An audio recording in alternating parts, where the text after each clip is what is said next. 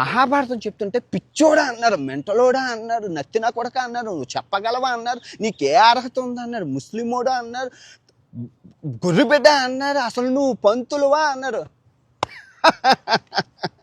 ఆగాగు ఆచార్యదేవా, ఏమంటివి జాత నేపమున సూతను కింద అర్హత లేదంటివా? ఎంత మాట ఇది క్షేత్రపరీక్ష కానీ క్షత్రపరీక్ష కాకూడదు, ఇది కులపరీక్ష అందువా? నీ తండ్రి భరద్వాజ జన్మం ఏంటిది, అతి జుగుప్సాకరమైన నీ సంభవం ఏంటిది, మట్టి కుండలో పుట్టితు కదా, నాతో చెప్పించటమేమయ్యా? ఇంత ఎలా మా అశ్వస్పితామహుడు కురుకుల వృద్ధుడు శాంతనవుడు శివసముద్రుల భార్యలకు గంగాదేవి జనించలేదా?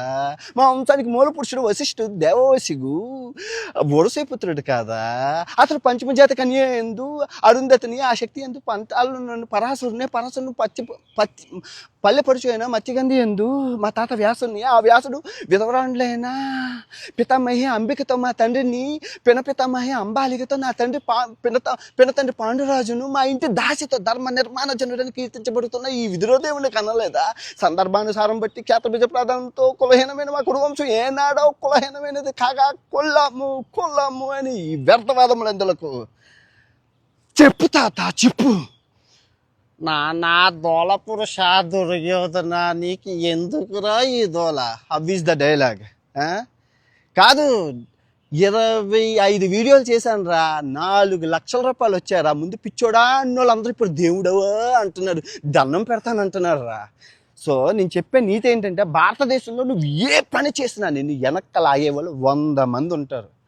అవన్నీ పట్టించుకోకుండా ముందుకెళ్తే విజయం నీ కాళ్ళ దగ్గర ఉంటుంది. యావత్ విశ్వంలో తొడకొట్టి మీసం మెలేసి చెప్తున్నా. సింగిల్ టేక్లో చెప్పాను 25 వీడియోలు, ఇంకో 125 వీడియోలు సింగిల్ టేక్లో చెప్తాను. ఆపే దమ్ము మొగోడు ఎవరైనా ఉంటే ఏఐ వాడాను రా, ఏఐ టెక్నాలజీ జస్ట్ 500 రూపాయలే. చూడరా అల్లు అర్జున్, నిజమో తెలీదు, ఒరిజినల్ డూప్లికేటో తెలీదు. చూడరా రమ్యకృష్ణ, చూడరా మహేష్ బాబు, చూడరా ఇది చూడరా ఎన్టీఆర్, చూడరా మొత్తం మహాభారతాన్ని రాజమౌళి గారు తీసే కన్నా 100 రోజుల్లో తీసి మీ ముందు పెడతా. తర్వాత మహాభాగవతం, రామాయణం, ఇంకా చెప్పుకుంటూ పోతే ఈ విశ్వాన్ని సవకలో ఈ తెలుగు ప్రజలకి ఏఐ టెక్నాలజీ వాడి చూపిస్తా. ఆపే మొగోడు దమ్ముంటే ఆపండి. ఈ టైంలో ప్రజలందరూ అనేది అన్వేషణ తోపు, దమ్ముంటే ఆపు.